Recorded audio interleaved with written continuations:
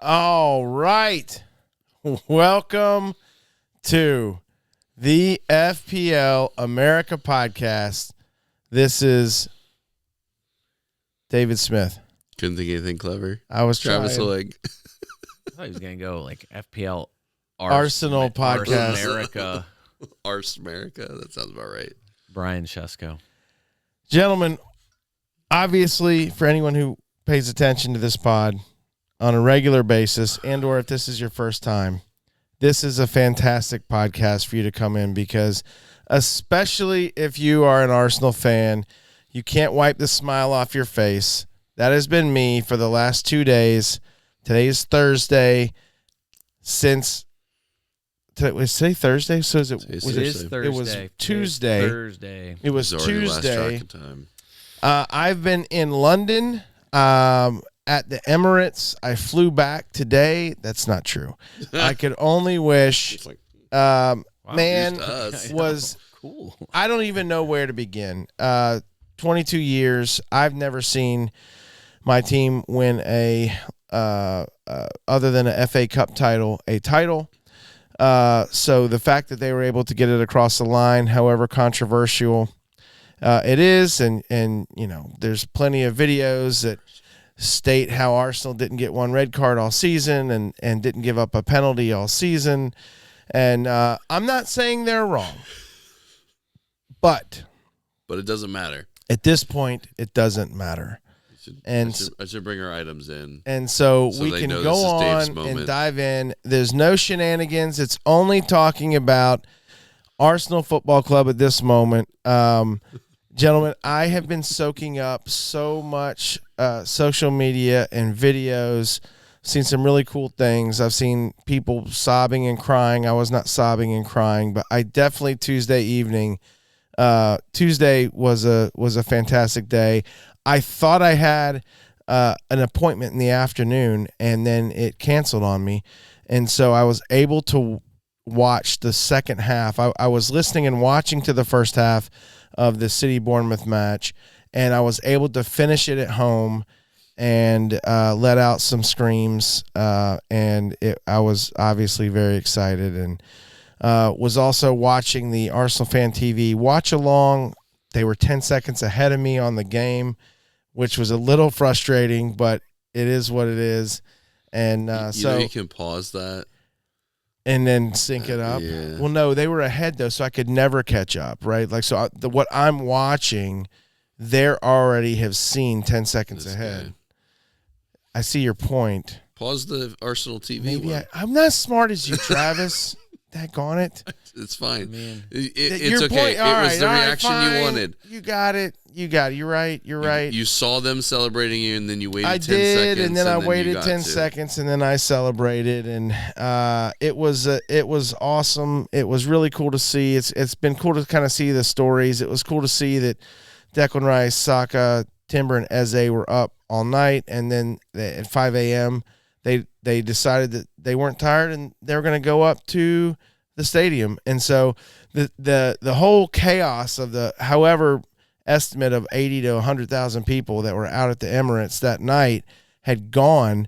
There was just a couple of like stragglers or people walking by, and they recognize them and they're taking selfies with them. Like there's like trash everywhere. Like everyone's gone. So seeing videos like that's kind of cool. Right before I got here, I saw a video of Arteta he was there at the practice facility at London Colony with the team. And then 10 minutes before the game started, he pulled Martin Odegaard aside and said, "Hey, I know this is going to sound weird, but I'm going to go home." So he went home and he didn't listen to it on the radio. He got home. He went back into his backyard, started a fire in the chimenea, and then he started grilling some food. And he didn't know. Seems just as weird as I would expect. He didn't know. He said he felt like if he was there watching it with everyone, it was going to be weird on the energy. So he said, he goes, I don't know if the staff is going to act normal or the players. So weird dude, man. So I added that extra little spot, but he did tell his words.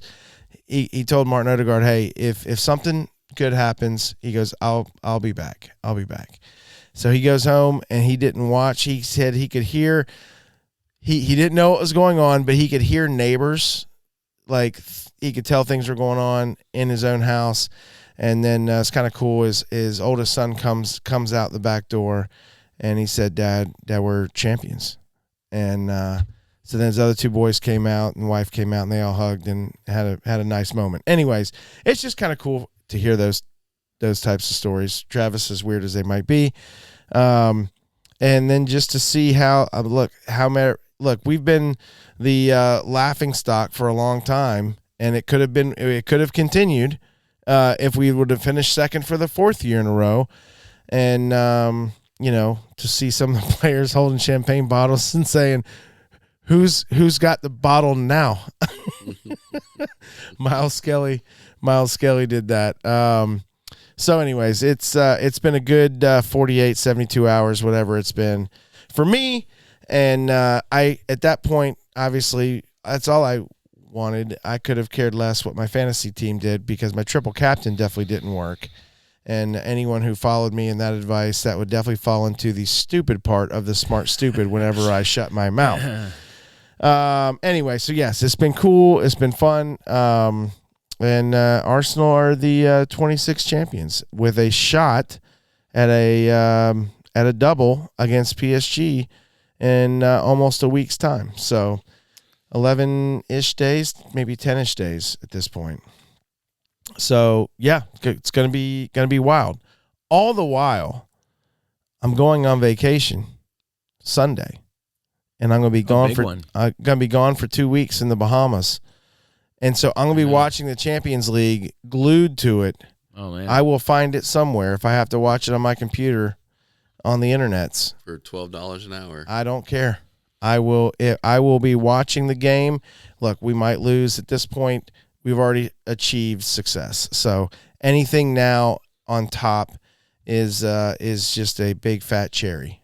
I think it's harder. I've said this before. I think it's harder to win the Premier League than it is the Champions League, even though there seems to be more prestigious trophy, the Champions League. But, you got to be good on 7 days and to win the Champions League. And again, in the knockout stage, you can be fine and average and draw. You just got to be good one of the days. So you got to be good on 7 days in the Champions League, and in the Premier League, you got to be good on 38 days. This year it's 37. But sometimes we'll take it. I'll take it. All right. I'm done. I mean, I could keep going on. Where are you getting the tattoo? On the inside of my right groin. Not like on any sensitive area. That's where you feel it when they win. Like right where the twinge of joy strikes. No, that would be funny. I'm not ink adverse. I do have some ink, but I have not considered getting a trophy. Should I, Travis? The Champions League trophy and the Premier League trophy laid on top of each other. I think you should get it this week before you get leave. A huge asterisk on the one. It's fair. It's fair, Brian. What was the part of Gabriel's hand when in the Newcastle game when the ball hit him in the arm? Wherever that spot is, put the huge asterisk right there. Brian's favorite player, Mr. Gabriel. 5 goals. 5 goals. Right 5 here. goals. He hit at his exact mark. Mr. Goal Threat himself got exactly the amount that we guessed at the beginning of the season. Oh my goodness. That's an extremely smart bit of podcasting at the beginning of this season for us. No, I mean, Dave, that's a huge, it is huge to have your team win. I was going to ask just to really throw more fuel on the fire. Okay, I can't wait. Which title is more fraudulent this year, Arsenal or Liverpool's bubble title? I'm not sure. I've never even considered the bubble. Yeah, I hadn't either because they ran away with it before the bubble. So all the bubble games didn't even matter. But I hear you. That could very well be a controversy. By the way, I apologize to you two. I should have brought champagne. I didn't think of it. We could have popped it, whether you guys drank it or not. It would have been apropos. You're no, good? I think I did bring. The scarf's very nice. Scarf is very nice. I brought a Hybrid scarf from the 90s. That may the Hybrid rest in peace. 1-0 Arsenal win against Burnley is the perfect ending. It is. In a game where you also should have had an obvious red card in the game, even more perfect, such a fitting. Could have not. There is no more poetic ending to this season than the way that game unfolded. It was a little bit weird. The only thing it was a little bit weird. No. Number one, I thought it was a red card. Right. Yeah. I don't. In fact, I don't think I've seen an Arsenal fan that has said it wasn't a red card. The only thing that I can think, there was one angle, and because the ref gave a yellow, there was already punishment there, right? The only thing that I can think is there was one angle where it looked like Havertz was pulling his leg back. I'm not saying he didn't catch him. He caught him high. It was horrible. He's trying to come out of it, you think? And I think because there wasn't excessive force, that's the only thing I can think that they were like. I haven't heard the audio. I would love to hear the audio from the VAR. That's the only thing I can think of that they looked at it and said, I just don't know if it was excessive force. I don't think they'll release the audio on that one. There is a video. It's going to be like, hey, let's take a little bit longer so we make it look good. Look like we're actually trying to evaluate this. Listen, you will never get an argument from me on this. Like, I don't know. I can't disagree. I mean, I have nothing. It doesn't matter at this point. And again, and that's what we were talking about this maybe in the Slack group earlier last week.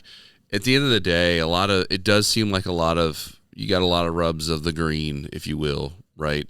But you kind of have to, and that's been historically pretty well documented. I think Sir Alex Ferguson had a pretty well-known quote where he talked about, you don't want to leave it to chance, but you kind of need the luck sometimes, right? Like you can't win a title without getting the rub of the green every now and again. And managers all the time bemoan, not getting that and that being the difference in, winning and losing. And as a supporter of a team who finished second many times to similar situations, waiting for, Vincent Kompany to hit a worldie into a top corner out of nowhere, right? There's plenty of other scenarios that, could have shaken out differently that would have made that, innocuous, right? Yeah. So at the end of the day, it is what it is, and that's how the game is. And without all those camera angles, maybe we don't care as much. Maybe we don't think about it as much, right? When you've got 8 billion different high definition cameras, pointed at every single square inch of the pitch, you're going to catch it all, and so we can all be armchair experts. Yeah. Whereas back in the day, didn't have VAR. You're watching on TV. It's just like that little red blur and that little white blur. They're going against each other. I don't know what player it is. Was it the year Leicester won it where Vardy had what seemed like absolutely nailed down an excessive red tackle in the middle of the pitch on someone? Was it Son maybe? I can't remember. It might not have been Sonny, but. He didn't get a red. Yeah, I remember it might not have been their title winning. Man. It might not have been their title winning year, but I feel like I remember Scott saying, "How is that not?" There's plenty of mistakes, and they all do add up at the end of the day. But there's no one thing that's ever going to be the thing, right? Right. It's a collective. Although Brian would argue. Gabriel not getting the red card. That was a turning point of the season, Brian. This year, I mean, if there's ever been, the outcry is really loud. I would imagine it will result in a lot of, you'd hope it results in some sort of way that it's either rules applied. Yeah. Well, VAR discussion is back, is going to be, it's a huge one. That the table isn't any different at the top.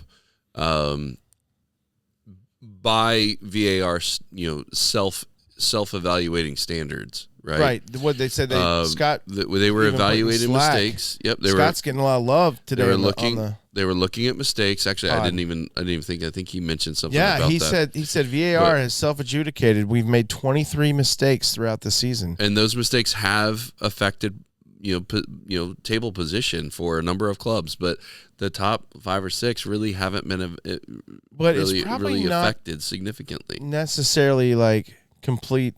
I mean, if you have that many, assuming there's not like 5 for one team, which maybe there is, I don't know, but like assuming it's not heavily weighted for one team, right? I mean, the argument is, to your earlier point, right? A turning point in the season, momentum is everything in a game, right? So, one decision can change momentum in a game, and one game can change, the way things go.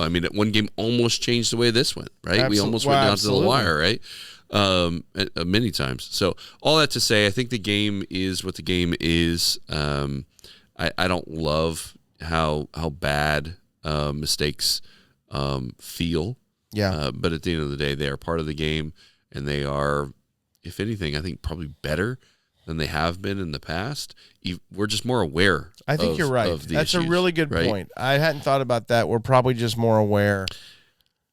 And that's fine. That is what it is. It's kind of all part of the game. I'm very much a feelings, sportsman. So we've talked about that a bunch. Tradition and emotion are so important and so integral to sport in general, but specifically, looking at soccer or football, and VAR kind of starts to eliminate that, right? And so, I want to be mad at the ref. Not the VAR guy, not the camera angle that he looked at or whatever. I want to evaluate him on his skill and his skill alone, and that's it. Just be done with it. Yeah. Now the same conversation's happening in the NBA Finals right now. Or the NBA the conference championships that happened last night. Exactly.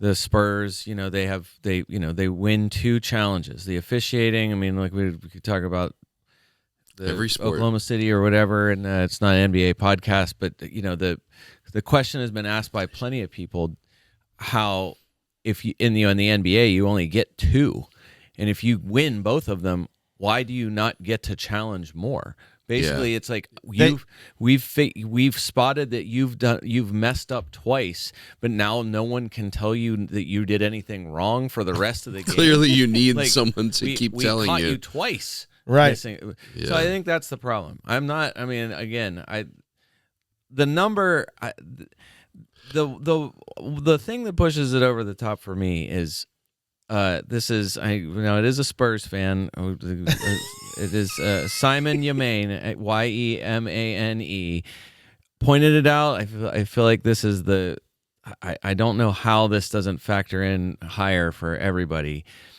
Most red cards in the league last season. Arsenal. Yeah. Yes. They complained to PGMOL in the offseason. Now, there was at least 2 that were completely bogus. The Trossard and the Declan Rice. They were overturned. One of them was overturned, sure. Not both of them. But to go from most to 0, and they didn't adjust the way they play. They didn't change anything about their style. Weird. To go from most to 0 now is a complete and no penalties called against. That's the other part that I'm like, unprecedented. That is the one thing about it where I'm like, if there is one thing to tack on to the ball was never title, in their box. How could they give away a penalty if the ball's never in their box? Inexplicable number to get to. That is the greatest achievement of the season. Better than winning the league. That's a true invincible season. That is the most invincible thing that has ever happened. That is pretty incredible. In the history of the league. It is pretty incredible. No offense. If you had done it without winning, it still would be incredible. And then especially in a week where you have a clear red or a mostly clear red in the game that decides that they win. I agree. And then you have, I know City's performance, they were playing a really tough Bournemouth team. The offside flag against Haaland at the end of that game where he is in on goal, where you can find a million angles, like the angle, he was nowhere close to being offside. It was him one-on-one with the goalkeeper. The fact that they didn't let that go to VAR. It was so early. Really odd. And it's like, an egregious error. And then in the Spurs game, you have Liam Delap breaks Jed Spence's jaw, doesn't even get reviewed. And then you have Mark Cucurella tackling Mickey Van de Ven in the box. He gets a yellow for tackling him, but is determined that the ball's not in play yet. So, and you review the video and you see, well, no, the ball was in play. So everyone is a lot of comedy. So there are so many things in the last few games of the season where you're just like, this is it. You have VAR. You have all of these extra eyes on things. You have the on-field officials. You have people saying, hey, go look at this. And then nothing. So in a season where so many of those same things were ruled so quickly, and then you get to a deciding, like a really important week for, obviously top and bottom of the team. The one thing I'll say about the Holland thing, in the first half of that game, the same linesman, Krupe, gets through, and he was like 5 yards offsides, and he doesn't raise the flag. That's so weird. Because Lee Dixon commented, why would you throw that if you didn't do it the first half? I actually thought, and I actually said it while I was watching the show, I said, well, hold on a second. If the linesman doesn't, so he let Krupe go, even though he's like 5 yards offside. Like Krupe was way offside. Krupe goes in one-on-one with the goalkeeper. He doesn't raise the flag. And then it's ruled that obviously he was offside. If he goes into halftime and someone says, hey, bro, he was way offside, like throw the flag up. So then all of a sudden that linesman then makes the change in the second half, and he feels like Holland is offside and throws it up, trying to correct what he didn't do in the first half. I'm like, well, hold on a second. Let's give the ref a little bit of leeway. Now, I agree when you look back at the video, it's way closer, obviously, and or maybe Holland was onside. But I'm just saying, I just wonder, because the first half was so egregious, if someone got in the refs, if the center ref went to the linesman and said, hey, bro, he was way off, like throw the flag up. So then he's a little trigger happy in the second half to not make that same mistake. I'm like, Lee Dixon, in my mind, I'm like, give the ref a little bit of a break. Yeah, point being, though, they affected the outcome potentially affected the outcome of the game with a one-on-one with a goalkeeper, right? And that's, it had nothing to do with VAR at this point. City really had look, Bournemouth just beat City. I mean, City's lucky to get a draw out of it. For sure. I mean, the Nico O'Reilly miss was that was horrible. Yeah. I mean, there's definitely, it's not, you're right. I mean, it's not without, not without problems. No, I mean, like I said, those numbers were known. The greatest troll job Arsenal could pull in game week 38 is for someone to pull like a dog-so and get a red card ejection that also gives away a penalty. That would be the greatest. Like somebody was like, let's get everybody. You want to get the rest of the league riled up? Hey, let's get one. Someone go in on goal and you go pull them down, pull them back from behind. I guess if they don't want to ruin the start of their next season. I think it would be Community Shield, wouldn't it? I don't think that counts. It does carry over if you get a. Yeah, it does carry over. I just don't know if it counts. Anyways, but Gravenberch had one at the beginning of this season. I think he had a carryover. Mm-hmm. Wow. I think it was. I don't remember. Anyways, it's fine. All right, so we talked about a bunch of stuff. Yeah, that was good. What was bad? We gave. Can I rehash one thing? Let Dave have his moment. He wants to rehash something. You can have the rehash. The one thing that changed the entire forecast for two teams in the league was the signing of Eberechi Eze. True. Think about how I've seen the videos of all the Tottenham fans who are like, hey, this is done. This is going to be amazing. We can't wait to see the jersey on him. It's happening. It's done. Literally, so many people saying it's done. The difference between him making the decision to go to Spurs and or Arsenal and then to see where both clubs are, he could have seriously helped Spurs, especially once James Maddison went down. And all of the guys went down. I mean, they had so many injuries. That seriously, and then Odegaard goes down, so now Eze rolls right into the 10. It just is fascinating how one signing, looking back now, you have one team that possibly there's a chance could still get relegated, and the other wins the league. That is crazy. That a lot that could have hinged actually on one signing that one side thought was done. It really is bizarre. I was thinking about that today. Yeah, crazy. All right, Brian, smart for stupid. Sure. I don't know. I know. Okay, perfect. It was such a. I think I already knew going into the week. I made just to drag it back into FPL, kicking and screaming. I made the most boring move that I could possibly have made. Okay. But I knew in a way that no matter what I did, it didn't matter. Like I had such an already kind of known just bad feeling going into this past week.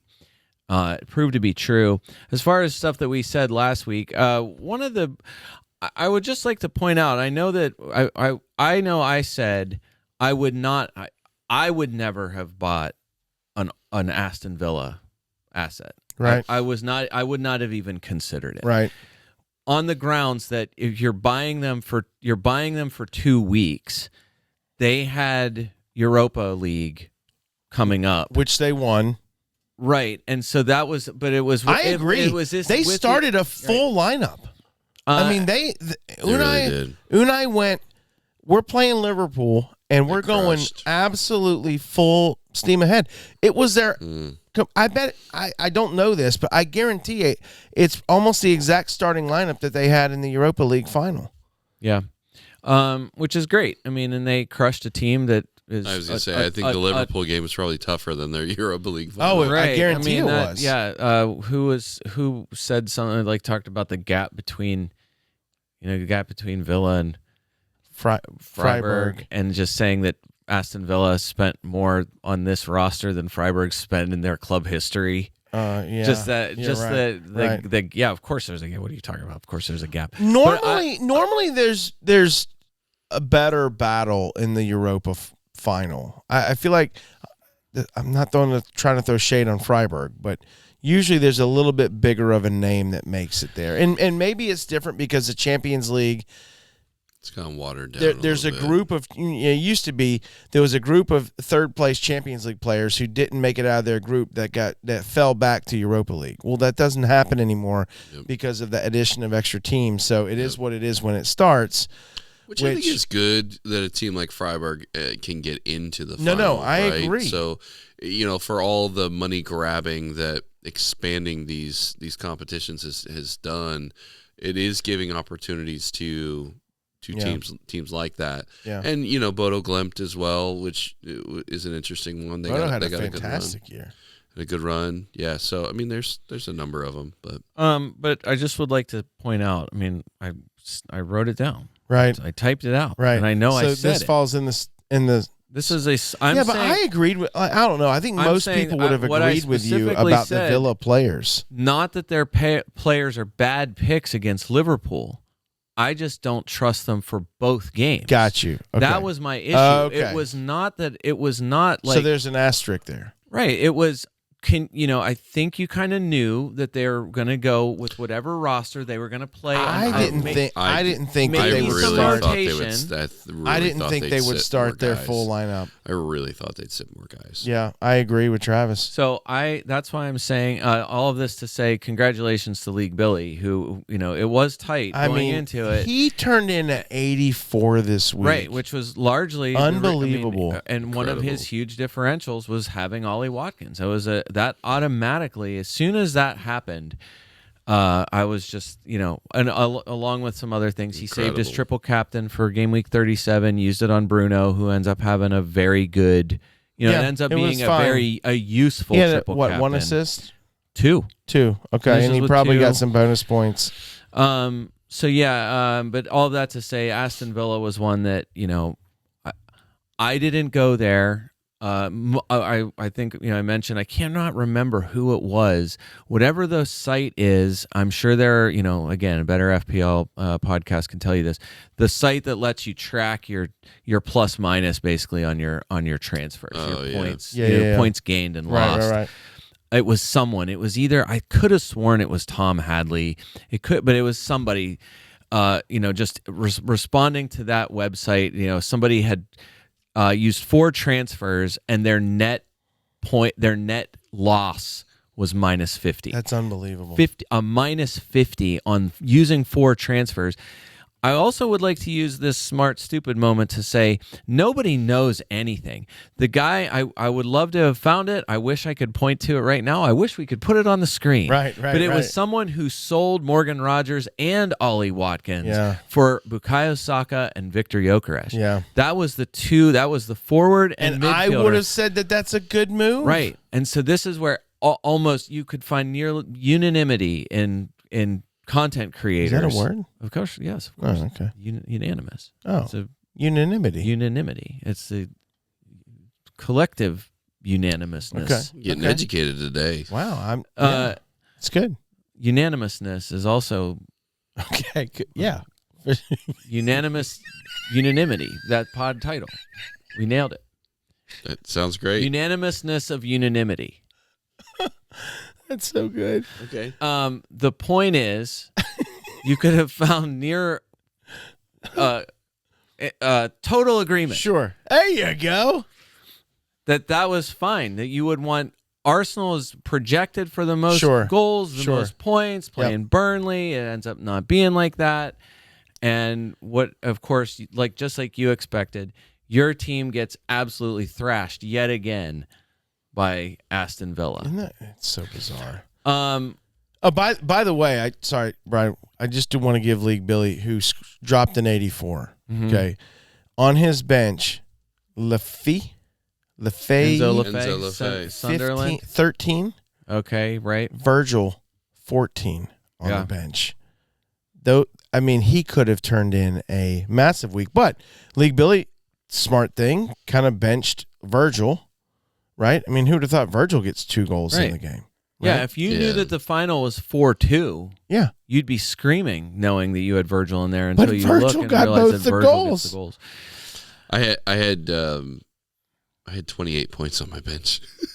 It's a lot. Yeah. Oh my! Who's on your bench? Szoboszlai? No, I played Szoboszlai and Virgil, but I had Gibbs White, Justin, Rogers, and Rose. Gibbs White is so the one. DCL yet again another week. We mentioned it last week. The gap between Dominic Calvert-Lewin and Danny Welbeck, because that was a pretty common. That's right. Yeah. It was I went the Welbeck route. It is now the gap widened. One of the most the under discussed inexplicable stat of last week. Brighton on nearly 3 xG for the game, and. I think Leeds generated less than 0.5 total, and of course there was a point where it kept staying 0-0, and I don't remember. I think I was mowing, and it was like I had a moment where I was like, Leeds is going to win 1-0. It's almost like I could feel longer it was 0-0, and then it was like 90 plus 6 or whatever, and Calvert-Lewin scores a goal, and I was like, yeah. That's unbelievable. That is like exactly what I would have guessed. The run. I was wrong. I would have been more right. One of my last considerations, I ended up buying Thiago. Again, boring. Okay. I felt like it was a fine move, but whatever. But I was strongly considering Richarlison. It would have been better to pick Richarlison, but I thought Spurs were I thought it was going to be more energy Spurs and not as, I guess I would never have expected that Chelsea would even get a lead in that game, especially not from like an Enzo rocket. Right. The fact that it was, it should have ended 2-2, I think, at least it should have been more likely to end as a 2-2. But whatever. But Tottenham, that's a bad one. I would have given them more. I thought they would have had more. Are they going to stay up? Let's briefly talk about this. Tottenham, who would you rather stay up, West Ham or Tottenham? The only scenario that they don't stay up is West Ham win, Tottenham loss. Yeah. Every other outcome, Tottenham stays up. Okay. So I think Again, let's go over this real quick for those who haven't paid attention. Rather have Tottenham at home to Everton, West Ham at home to Leeds. Tottenham has a tougher of the fixtures. I think West Ham is going to win. It's just a question of do Spurs have enough in the home game to win against Is goal differential going to play a part here? No, not even close. Tottenham is 12 goals ahead in goal differential. Yeah.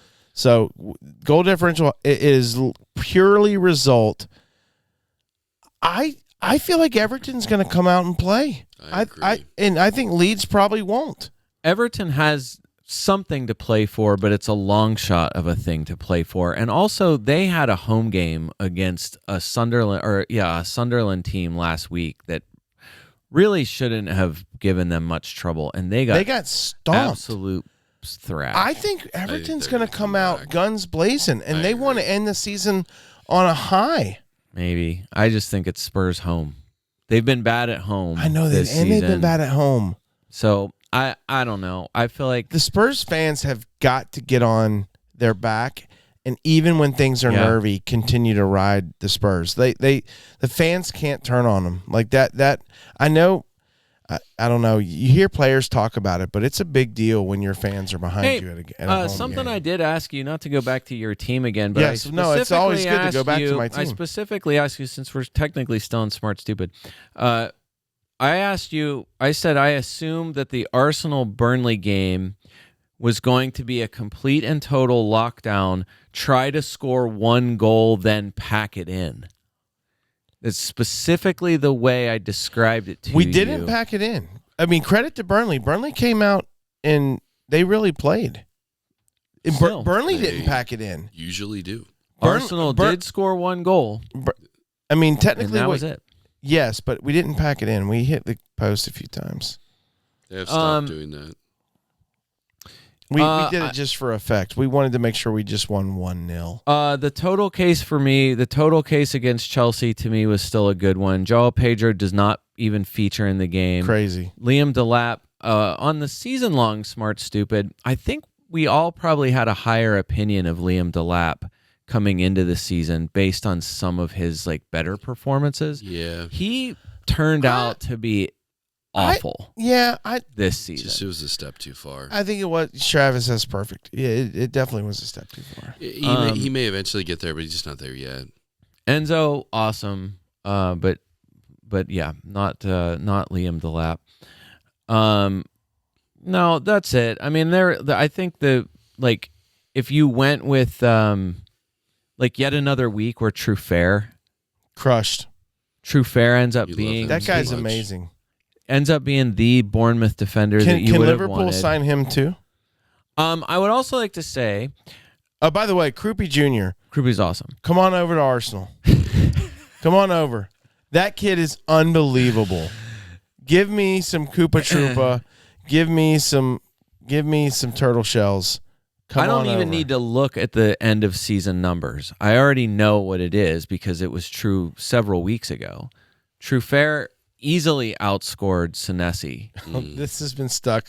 You've been stuck on. He was already ahead. So long. He is already ahead of Senesi, from the game week 20. So even though Senesi had probably edged him for but defensive first contributions, and that's exactly it. The number of times that it was that Senesi went up in price where Truffert stayed the same, despite being at least $0.50 less. Senesi, current value 5.2, Truffert 4.8. He had gone up to 4.8. Senesi's total points on the season 173, Truffert 159. Right. So total for the season, more points. I'm saying that from game week 20, we had talked about this weeks and weeks ago. From game week 20, It's got to be Truefair. Truefair now, I'm sure. What is his nationality, by the way? I mean, he's had such an unbelievable. Sounds French. French, yeah, that's what I think too.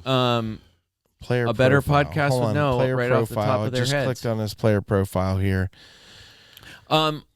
Another big one. It has to shake out here. We'll see how it actually goes. James Tarkowski, a better score than a 0 in game week 37, ends up not being very good though. Did he end with just DEF CON? I think that was all he ended up getting in this past game. He finishes on a 3 against Sunderland. So one of the top transfers in is now going away to Tottenham. Can he break the streak, like we mentioned last week, of game week 38 finishing with more than 1? Oh. Since, again, how long? What's the streak? It was 2017. Wow. Since we're going 20, 9 I want to years? say it again. For the first I'm definitely time, transferring him out. Because James Tarkowski, game week 38, every game week 38 since 2017 has scored 0 in every game but 1. Wow. And the other time he scored not 0, the time he scored not 0, he scored a 1. Wow. Can he break that streak against Spurs this game week 38? DEF CON is the one way he might be able to. I agree with to do that. Man, he might get you a 3 because again. DEF CON wasn't a factor for a long time. Yes. Was it this season? It was the first season. Okay. So that's it. Those are the only. I think ones. we should not count that for the streak. DEF CON doesn't count for the streak if he gets a 3. You know, since we are the official stat keepers for that value, then yeah, for sure, yeah. Yeah, I think I would agree with that. For the streak, let the record show. Yeah, DEF CON doesn't count. We have stricken DEF CON from the calculation. All that saying, oh man, I know what I can do there. I can bring this guy. Already ready to do guys, I'm moving players around here. There was one other guy. I know we mentioned it. I know that I said the forwards were a crapshoot last week. The crapshoot that really would have paid off for you had you shot your crap at it was William Osula. Newcastle Osula. Newcastle not playing like they're on the beach last week. Osula with a brace has been definitely their most reliable striker here now for 2 months. It's hungry. Something he's hungry, like that. He looks good. I like him. If you he's think big, he's strong. So FPL mate, among some others, who is the other person? Olympian might have thrown that chart up Olympian there. did throw it out. Who has something to play for? Correct. Depending on who you find. I believe the Olympian's tweet up right now. The Olympian chart has Fulham Newcastle as a beach game. Fulham Beach, yes. FPL Mate has a chart that still says the two of them have a shot at. All right, I'm going to go over to the table. So Fulham in 13th place. I'll say this. I'm sure everyone's heard this, but I'll say it if you haven't heard it. If everything hinges, not everything, but a lot hinges on the Villa game if they lose to City, which I think they're going to get thrashed. They just won Europa. They already have Champions League wrapped up, regardless if they finish in 4th or 5th. They won Europa. They are in Europe. They have nothing to play for. They just played the game. It wasn't today, Thursday. It was Wednesday. They have been partying. They're coming out of a drunken stupor now. I don't even know if they're back in England yet. And they have a game Sunday. They will have some form of a walkthrough and maybe one pseudo training session. They have nothing to play for. City playing at home, very possibly Pep's last game. And I think they've announced it already. He's gone. Yeah. I think he hasn't said it. There's been reports. I think the club reported it. No, the club has not officially said it. You can double check me. The reports are heavy. Ornstein said it. Maresca's coming in. Pep's gone. Pep was interviewed after the game and did not say anything about that when directly questioned about it. So Pep technically has not said that yet, even though it sure seems like there was leaks out of video that was being taken of him sitting around the trophies, around the centerpiece of the Citi Field. So, like, it sure seems like the writing's on the wall. This is probably Pep's last game. City's going to come out, and they're probably going to throttle. They're playing at home. They're probably going to throttle Villa. Villa, who has nothing, absolutely nothing to play for. So, who knows? It doesn't matter who starts for Villa. City is going to come out, and they're going to win 5 or 6-0 and send Pep off with the proper send off. That's what they're going to do, in my opinion. So if that happens, and then Liverpool wins, Liverpool is playing. I just unclicked off of it. Liverpool is playing Brentford. Mm-hmm. Brentford still has something to play for. Yep. So if Liverpool can win at home, if Brentford. If Liverpool can win at home, if Liverpool wins, if Liverpool wins, they now move up the table to 4th, which then puts Villa in 5th, which now activates the 6th spot being a Champions League spot. Okay? Right now it's not because Villa's in 4th. If Villa makes it to 5th, the Champions League spot gets activated to the 6th spot, which is currently held by Bournemouth on 56 points, Brighton right behind them with 53. Although it looks like there's no way is that the goal differential? No, okay. It would have to be a massive. No, Brighton has a better goal differential than Bournemouth of 5 goals. So all of a sudden now that their games, Brighton's game, Bournemouth's game, could be a Champions League game. Either way, they're probably at least in Europa. Yeah. But then Chelsea is right behind Brighton in 52 points. Brighton's got 53. Chelsea's got 52. Brentford's got 52. Sunderland's got 51. Is it possible that Brighton lose, Chelsea lose, and Brentford wins against Liverpool? Yes, it's possible. Now, Brentford's in Europa, right? So you can keep playing this game. Sunderland's on 51 points, Newcastle on 49, Everton on 49, Fulham on 49. The teams with 49 have a shot at Europa Conference, because what could happen is if Villa loses, Liverpool wins. Now the 6th spot that Bournemouth is currently in is a Champions League spot. 7th and 8th then go to Europa, and then 9th place gets Europa Conference. So Fulham technically is not too far away from grabbing Europa Conference. Technically, that's possible, along with Everton and along with Newcastle. I think anyone would argue, especially for any club, yes, it's not as prestigious, but getting into Europa Conference, especially over the last 2 years since Europa Conference has been around. West Ham won it last year. Palace won it this year. So it's an automatic. Palace hasn't played it yet. It's an automatic. Oh, yeah, you're right. Forgive me. They're likely going to win. They're probably likely going to win. But that's an automatic advancement into Europa for the next season, which, again, is then more money. So Europa Conference isn't nothing to some of these lower teams who are struggling to make it in the top 6, 7, 8, where obviously if you're playing in Europa, that's decent money. So it's crazy. Liverpool's not trying to win. They need to sabotage what's left of Arne's. You know what? Liverpool's safe. Liverpool's safe regardless. I think there's a world in which Liverpool is in 59 points. Okay. So if they lost and Bournemouth won. If they lost and Bournemouth won, okay. Here's another crazy scenario that I heard, because I've been consuming too much over the last 2 days. There is a world in which Villa at least draws and or wins, and they stay in 4th.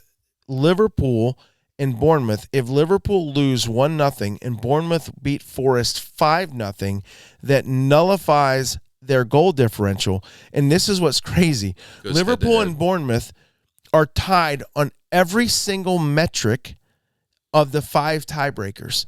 The 6th tiebreaker, again, it would have to be a 1-0 and a 5-0 win for Bournemouth, a 1-0 loss for Liverpool, or keep those numbers the same. Goal differential, correct. 1 goal differential, 5 goal differential. That someone did this, not me. I'm regurgitating. They would be tied on all the 5 tiebreakers. Coin flip.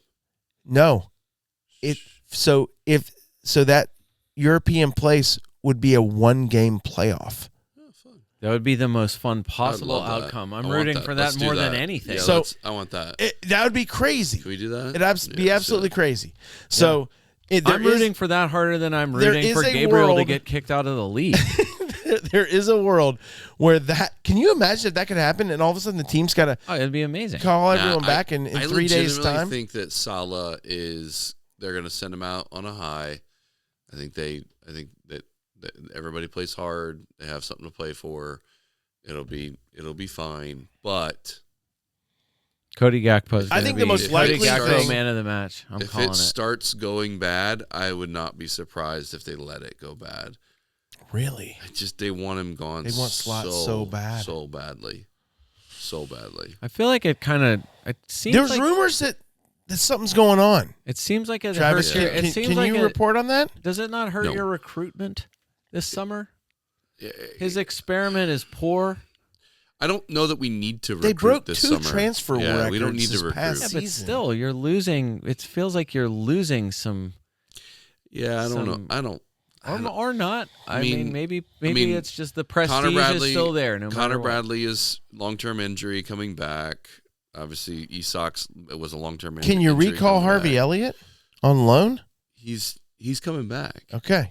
Like he's a champion of Europe now. Aston Villa intentionally hasn't played him, so they didn't have to buy him. Oh. So he will be coming back. Okay. All right. So he can play the right wing. Fine. He could. He stole minutes from Rio. Salah anyways. You got Rio. He plays on the left though. Yeah, but I'm saying you still got him. He's good. There's options. You have a healthy, I think they'll buy somebody. You have a healthy Isak. Healthy Ekitike. No, not yet. He won't be ready till Christmas, right? It's gonna be a year. Maybe later. Yeah, that sucks for him. He might miss. He'll miss almost all of this season. This next season, bro. That's terrible injury. I know that really did real suck. bad because he was one of your only bright spots. Him and Szoboszlai. So good. Yeah. Anyways, all right. All of that to say, we're stupid. No, there was some okay things in there. Who cares? That's where we were. Who cares? Who cares? Okay, so you were saying that who cares what? Olympians got the Yeah. Fulham Newcastle on the beach, and you were saying FPL mate. There's a world had where it. they got. I think they do care. I think Fulham and Newcastle absolutely care. I think City. Yeah, I'm Olympians got City at the beach and Villa at the beach, but City is definitely thrashing Villa. Palace and Arsenal definitely both beaching it. Wolves, Burnley. I don't know. I think the Burnley. I would favor Burnley in that home match, just to go out. Yeah, we were talking of a high. We were talking pre-pod about how that could be a goal fest. I really could be. I think it might be. You want to buy? You would buy Fleming. You're buying Zion. And then Fleming. there's a Wolves guy who scored. Mane. Was it Mane who scored last game? Who looked really good. I mean that. I'd buy them both. I'll take a hit for it. There might be a couple Wolves players who know they're getting relegated. They're trying to show themselves to other European team or other Premier League teams that like, hey, come pick me up. So again, Leeds, Everton, Beach, they're playing Tottenham and West Ham. Forest, Beach, they're playing Bournemouth, who's definitely playing for something. So the games were according to FPL Olympian where teams are playing for something. Liverpool, Brentford, Sunderland, Chelsea. And then I would throw in there Fulham, Newcastle, where both teams are playing for something, right? Where both teams are playing for something. And then obviously Tottenham and West Ham playing for relegation, Leeds, right? So important. And Brighton I United would is favor gonna be a good one. I think Everton's going to play better than Leeds. But Brighton is home. That's the thing. And United can't move anywhere. No, United's landlocked, but Bruno wants the record. He got the record. No, he's tied. It's not his. He's tied. Oh, he's tied with De Bruyne and Thierry Henry. He's gonna stay on tied. 20. I think he's going for 21. That is going to be the most passingest fool you've ever seen in that game. Him in this last week, he was like, in on Travis, goal, and he cut it back. Yeah, and he was like, he could have scored. He could have scored, and he gave it up. He wants that so bad, and I can't blame him. If I was him, I'd do the same. So he will be taking every set piece, not shooting, only passing. He will be crossing every ball. He might ask to play on the wing. You'll see that guy going down the wing more than you ever have in your life. It might be Bruno on the right wing is what you might have. So they do have one person. One person has one thing to play for. That's good for them. Villa absolutely stuck. But he's the captain. He's going to look at everyone and say, your ass is going to score today. But the three beachest teams otherwise are Leeds, Crystal Palace, and Nottingham Forest. They can't do anything. Yes, they correct. Can't go up anywhere. Palace needs, if anything, they need. Well, now that you know Chris Richards is hurt, which is really stupid. Yeah.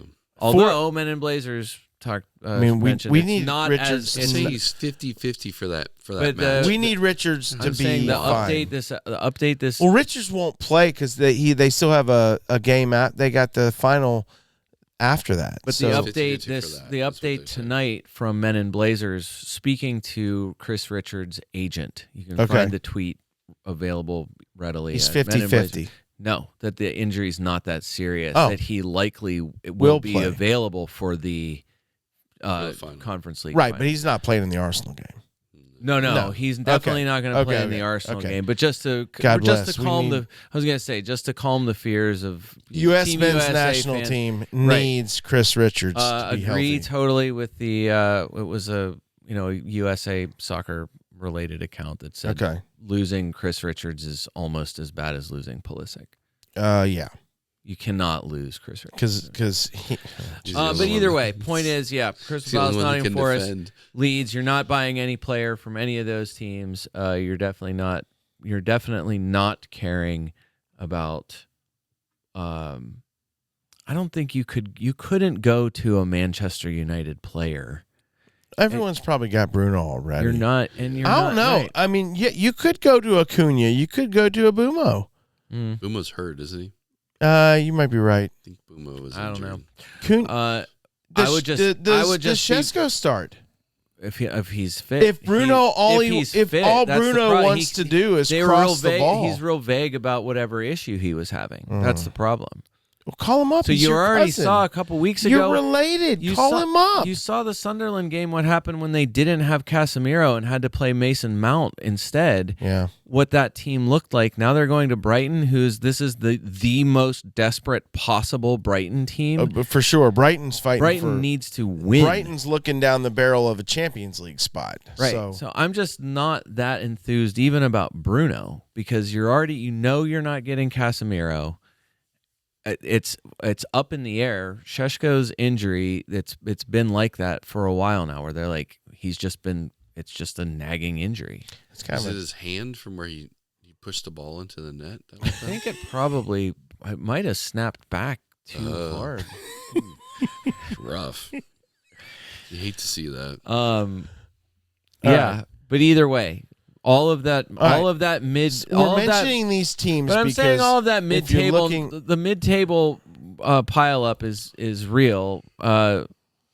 Even Newcastle, Everton, and Fulham, which, depending on whose chart you're looking at, as far down as Fulham and Newcastle are still a chance, and Fulham's the home game. Fulham is the home team. Yeah. Harry Wilson, if you got him, start him. Maybe. I think you get Asula. I think you go but Asula has been hot. I don't know. This is where why couldn't it be a 3-3? It could be Harv. Honestly, if he starts, maybe. I'm just saying this is one of those things where it's game week 38. We talked about it last week too, where the there's always a lot of goals in 38. More goals. It favors the home team. It favors, more. It honestly favors more than, or basically 3+, 2+, 3+ goals. Unlikely draw, but it favors the home team. And so that's where I'm if Fulham's the home team, Travis, with something to play for, I don't know though, because if it's one of those hard times where Newcastle, I think, was shockingly good last week. I was going to ask if Adam Morton did he make the English national team? He did not. But that doesn't matter because they're playing their champion. I mean, there's no way Wharton plays against Arsenal. I mean, I wouldn't guess. No. You're 3 days later. You have Europa Conference final. Sar's not playing. No one. Richards is not playing. Neither is Munoz. It's gonna be two. Well, they'll play some. They're gonna play not at all. Arsenal's not risking any injuries either. I mean, they're gonna roll out. I mean, you want to get a goal. You want a long shot? Go get Dauman this week. Guaranteed starter. I thought he's not playing. I thought he's got some like high school tests. He might have some final testing. It's his to prom. Do. I was gonna ask what's the equivalent of prom and go get Dauman. Dauman's not a bad ad. Guaranteed. You want a wild card. You want a differential. No one's owning him except his family. Go get Dauman this week. Absolute starter this week. Yeah, there's a range. There are definitely plenty of teams to pick from, but there is desperation. Sure. In a handful of these games. Bournemouth might be the most trustworthy pick of all of them. Agree. And ironically, I have 3 Bournemouth players, and I'm playing all of them. I got Ryan, Scott, and Hill. Yeah. And this week, take that for what you will, because I also said last week, hey, triple captain Gyökeres, and then he doesn't start. So what do I know? I'm in the stupid category, not smart. I know. It works like that sometimes. That's about it. Okay. There's plenty of things to care about. There are plenty of players to care about. I think there's still this. I think most of the main people from those main teams, nothing's really changed. Who do you think's the best ad, Brian? If you had one player this week, maybe pick Travis. Think about this real quick too. A defender, midfielder, and striker. If you had to add each, I'm not saying everyone's got 3. Transfers, but someone might have hey, I could transfer in a defender this week. I could do midfielder. I could do striker. If you had to pick the best defender this week, would it be Van Heck? Would it be De Kuiper? I'm probably saying that wrong. I feel like I'm saying that wrong. Would it be midfielder if you don't have Ryan? If you're asking him only. Well, no, I'm asking both of you. Mavropanos. Okay, for West Ham. Okay, that's not bad. If you were buying a defender, which would be like if you're buying all right, so let's go defender. Like my last choice, though. Okay, Brian, defender. I'm just saying. If you had to add a defender, what defense do you or guys who's starting would you trust them? Honestly, I would probably trust City. If you had a City defender. It's just O'Reilly. That's going to be entirely on who plays. I think O'Reilly is a great shout. I'm telling you, I think City starts their full lineup and they come out. Cherky might not play, for whatever reason. He's done something to get on. Honestly, he's a complete asshole. Cherky is a complete asshole, and don't bleep that out, please. By the way, not that this matters, but I saw a video of. Arsenal's on the pitch after the Carabao Cup final, and they're having to watch. They're. I guess it's probably. I'm sure they didn't want to be there, but I think they have to be there to watch City raise the cup after they went and got their medals. Huh? I don't think they have to. You don't think they have? Well, regardless, as City's walking out after they went and got their medals, from up top in Wembley, they're coming down to go on the pitch. And Cherky's got his phone, and he walks in Bernardo Silva's with him, and he walks in front of all of Arteta and the Arsenal players and purposely stops, and you can't see me here, but does a selfie with them in the background and him and Bernardo Silva giving a thumbs up. Like, that guy, I hope he cries a million tears. I hope that guy wins nothing the rest of his life. I hope he blows an Achilles in this last game and can't play. No. That guy, he is super talented. He is an arrogant a-hole. The fact that there was 2 games ago. Arsenal players would never do anything like that. 2 games ago, he was selfish. He could have dumped it to Haaland. Haaland would have had an easy tap-in goal. Holland is begging for it. He is furious after the play. And Cherky was selfish and decided he was just going to take it, try to dribble 3 people and score it. And he could have just dumped it to Holland, and no one was on him. And Holland's losing his mind. And look, I think Holland's one of the most talented strikers. I think he is the most talented striker in the world. And if I'm him, I don't love Holland because he doesn't play for my team. But if I couldn't have been more with Holland in that moment where Cherky decides he doesn't want to, he's going to be selfish and just try to shoot. So Cherky can kick rocks. I hope bad things happen to him. And I hope he doesn't play, and I regret ever owning him. I'll say it right now on this pod. I don't care if he's the highest scoring player in fantasy next year. I will never own Ryan Cherky in fantasy football from this moment forward ever again, period. That's some serious Scott level stuff right there. Scott, I will carry that badge. That is some. I know you won't see this, but if you do, I will carry that badge and wear it strong. Ryan Cherky, absolutely X-listed off any fantasy play, regardless of his form. So midfielders, I'd probably add Ryan Cherky. No, I think Semenya is a great shout. I think Cherky will probably be benched. I was going to say for defenders, one that nobody considered at all until last week was Anthony Robinson, who took Fulham's penalty. Did he? I didn't know that. I didn't know that. I did not know that. They let Anthony Robinson take the penalty, which he converted. He's 4'9". He is up against Fulham home to Newcastle.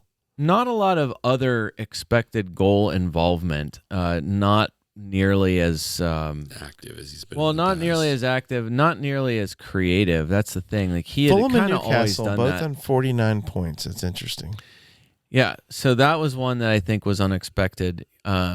He's last 5 games for Anthony Robinson, 3 chances created. I feel like he was doing that way more frequently. By the way, they're asking him to do more of that anyway.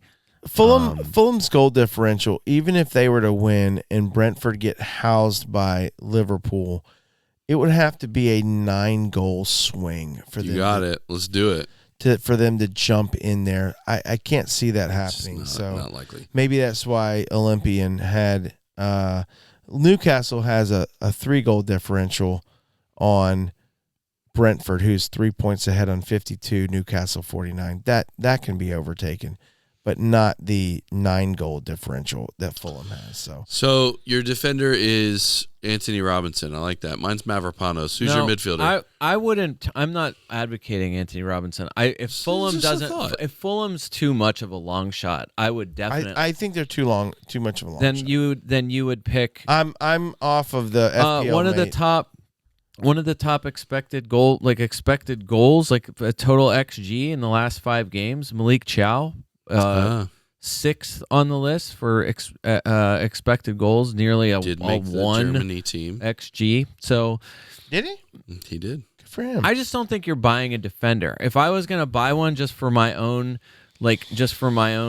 backing my own, right? What I care, I should have bought Truffert whenever I wild carded 10 weeks ago. I was going to say that, but I figured that would be your guy, right? So that would be the guy. I just don't think.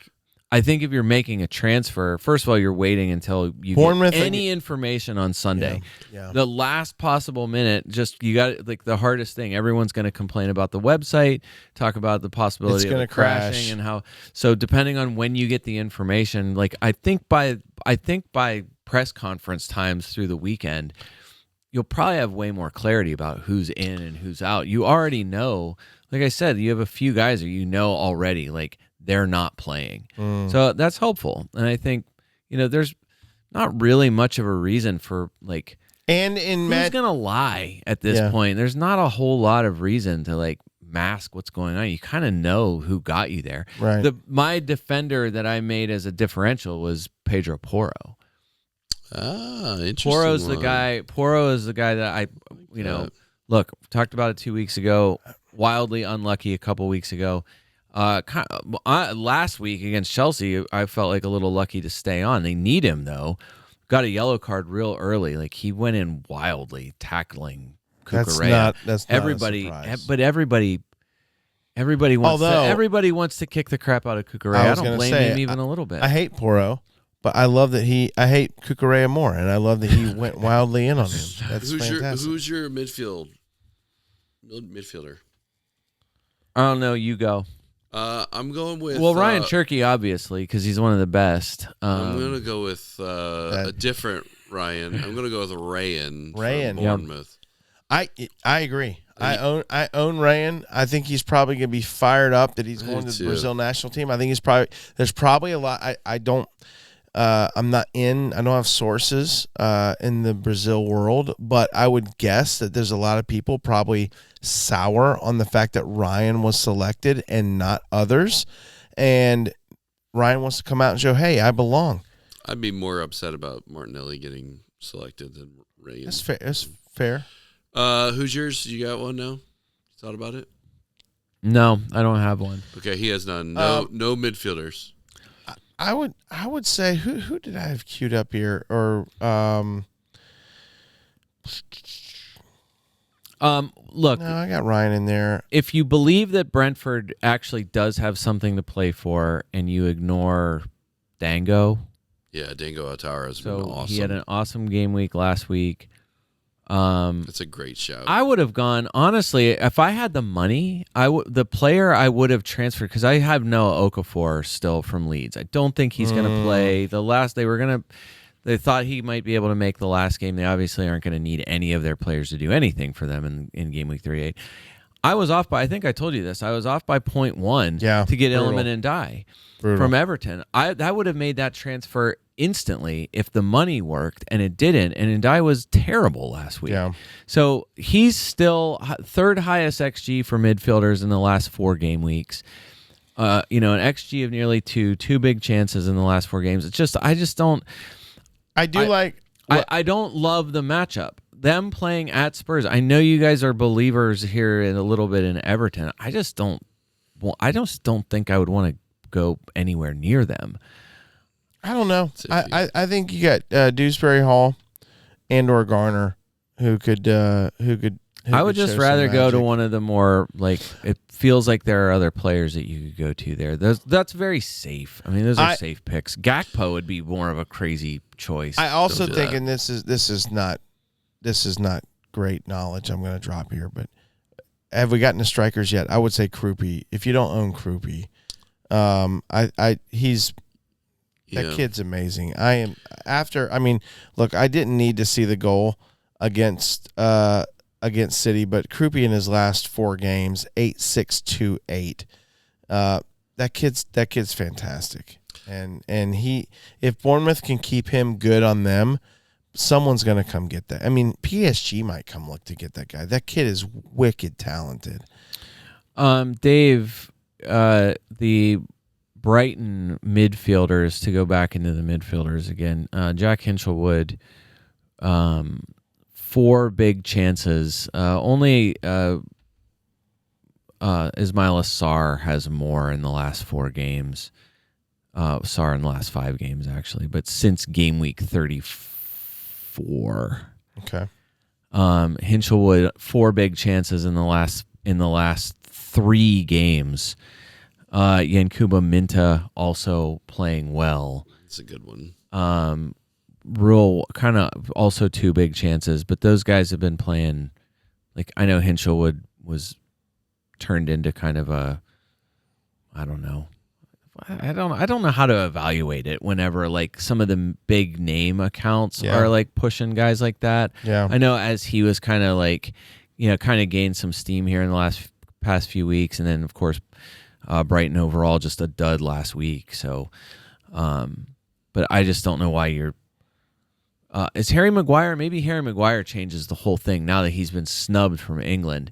Maybe Harry Maguire comes out and has the greatest game of his life. I did see someone say that about who got snubbed.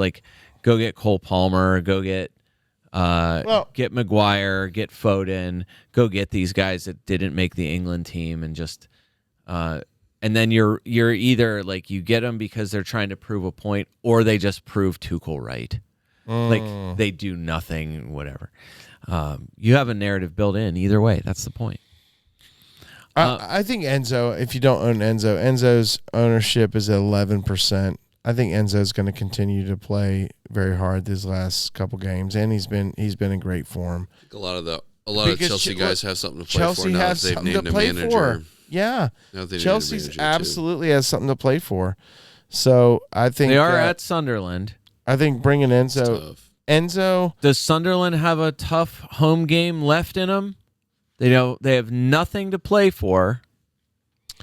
Sunderland could still get let's go back. to the Sunderland table here. Has something Sunderland's to play on for. 51 points. If they win the game, they could get to 54, which absolutely puts them in either Europa or Europa Conference level. Absolutely. Enzo Lefebvre, there's your guy. So Lefebvre's your guy. Is guy. that your defender? All right, that's a midfielder. Oh, who's your midfielder, forward sorry. then? His is Krupi. Who's yours? I like where the minds. This is the first time where the top 5 you could talk me into any. You could talk me into Bowen, Richarlison, Krupi, or Osula. You could talk me into any of those 4 guys. I genuinely do not understand why Dominic Calvert-Lewin is the second most transferred forward. That seems like a crazy choice. Yeah, but those other guys. All right. I will add to that. So Bowen, I own Bowen. Okay. Because Bowen's on your list. Another guy to consider is Tati. Oh, right. I think Tati is a decent pick for the last day too. I think that's a good. I think that's a good option. We mentioned him just because by numbers he's been last 4 games 16 shots for Tati Castellanos, number 1 of all forwards. So 16 shots, 7 on target is also the most shots on target of any forward in the last 4 games. His XG of 3.1. No, sorry, that's Ollie Watkins.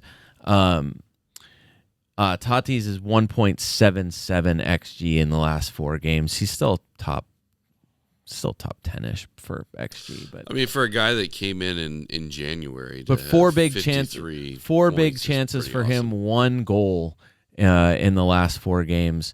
Yes, somebody who's shooting more. Bowen, obviously the more creative, or has been the more creative guy, but Tati, if he wanted to go completely nuts. All right, very good. All right, so that brings us into night moves. I will go first. I made the transfer. I took a hit. I'm like, screw it at this point. Let's go for broke here. I brought in Krupi for Gyökeres. Okay. No brainer, seems like there. And then I had to get rid of a Bournemouth player to bring in Krupi, so I got rid of Scott and brought in Enzo. Okay. So I'm going with Enzo and Krupi. I'm captaining Holland. I think it is full gas for City at Villa, or home to Villa. Holland is got to be sitting on a hat trick. Maybe. I moved. I'm vice captaining Bruno. Not that it matters, but in case Holland doesn't play, vice captaining Bruno. I know he'll be. You have zero confidence of any of the Arsenal normal starters. Zero. Zero. Not Saliba. Zero. Not Gabriel. No. Zero. Okay. I'm not make kidding. Sure. Look, it could happen. It probably will happen. I would have said the same thing. Yeah, I would have said if you have a chance. Norgard, Dowman, Miles Skelly, Madueke. These are the guys. Jesus. This is the crew that will be playing that game, right? I mean, a lot of them need minutes too to probably to earn a medal. Yeah. Yeah. I moved Morgan Rogers on Dowman. Maybe. If you want to take a wicked long shot and you got transfers to spare, go Max Dowman. Anyways, Travis. Morgan Rogers out, Ryan in. I like that. And then I'm trying to figure out what to do with Gyökeres. I want to get Gyökeres out. Right now I got Tati there, but I could literally buy anybody. Krupi is good, but I kind of feel like that's not a differential. I think I might stay with Tati. I've only got the 2. Krupi's ownership is 6.7%. Tati's probably less. Now that you say he's that. 0.2. So okay. There you go. That's why I like that. I would like to amend what I said earlier about Crystal Palace, because Crystal Palace official tweeted 9 hours ago. I can't monitor all of social media all day long. Picture of Daniel Munoz at training with the caption for it: Daniel Munoz is ready for Arsenal. So he might get a run to try to see to get some fitness or see where he is. He's been playing. He's making a punching motion. So I think I am interpreting that as he's going out for blood. He's imitating what Gabriel did to Woltemade, I think, is what he's going for, is the punch a guy in the face. Mm-hmm. Interesting. I love it. The thing is, though, he doesn't play for Arsenal, so he's probably going to get a red card. Oh, yeah, that's true. So I wouldn't do that. That's true. Daniel Munoz, if you're listening, don't do it. Don't emulate that man. What are your moves there, B-Town? I will not be I have one transfer. The most I will be doing is likely one transfer. I mean, it doesn't matter. You're trying to catch League Billy. I'm not trying to catch League Billy. Not I have League conceded. It's 24 points. It's too many points. It's doable. I will let you know. First of all, does he have Erling Haaland? I don't think he did. He does. Oh, he does now? All right, does. so that's okay. Well, he did last week. He did match week 37. So that's the thing. I mean, that's like the only way would be... But he also had Casemiro. He's got Declan Rice. He's got Gahey and O'Reilly might play. I'll just say that, he texted... He's got Watkins, Rice, Casemiro. I don't think those three are going to play. Right. Watkins might, but I don't think he's going to give three craps about. I'd probably Tammy Abraham is going to. So, his Sunderland guys, Mukalele and Mukele and Lafay will be in. Virgil will probably be in. Oh, and he's also got Gabriel. Gabriel's not playing, and he's got Raya. So, I mean, Dubravka's got to play. So, I mean, I don't know how many transfers he's got, but I'm assuming he's not going to want to take a hit when you're in first place. So, he's. Yeah, Dubravka already didn't play this past game. That's correct. So now he's got a goal. Ray is definitely not going to play. Gabriel's definitely not going to play. He might have to use a goalkeeper substitution, which isn't great. So now you're looking at Gabriel, Rice, Casemiro, and again Watkins. Knowing the masterclass he's done here in the past few weeks, he probably has 5 transfers going into the that could be true. Final week. That could be true. No, even as the last week was starting, like I said, I mean, I was like, as soon as I saw Ollie Watkins with the brace. Yeah. I was like, I'm done. I was like, season over. Yeah. And he said, no, too early for that kind of talk. Right. And I said, I'm already resting easy next week. It's over. And I gave him a fist pound? Gave him a gif of Donald Duck. Yeah. Okay. From an old cartoon, rolling over in his bed, pulling the blanket over. Because that's what I said. I'm like, it's over. Yeah.